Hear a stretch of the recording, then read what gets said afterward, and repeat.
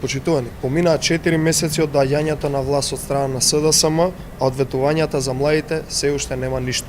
Лагите дека сите млади ќе бидат вработени по завршувањето на своето образование или пак ќе имаат шанса да отидат на дообразување и на дообучување, веќе излегува на виделина.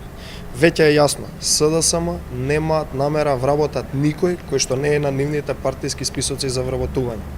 Тоа се истите лаги, како и лагата дека од секое семејство ќе има по еден вработен. За жал, уште еднаш се докажа дека Социјалдемократскиот сојуз младите луѓе во Република Македонија ги гледа единствено како гласачко тело кое треба да ги донесе на власт.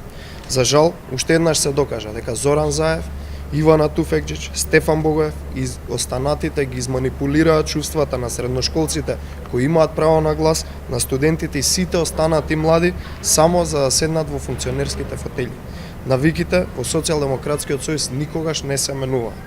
Наместо според ветувањата на Социјалдемократскиот сојуз сите да добијат вработување и шанса за дообразување и дообучување, единствено се вработија само шарените револуционери и партиските кадри на Социјалдемократскиот сојуз. Лицемерието излезе на виделина. На Заев, Богоев и Туфекџиќ веќе никој не им верува.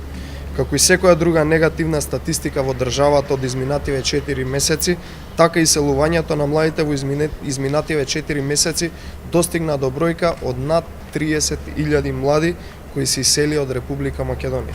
Ова е доволен показател дека младите се изневерени од новата влада на Социјалдемократскиот сојуз, која што им ветуваше живот пред изборите.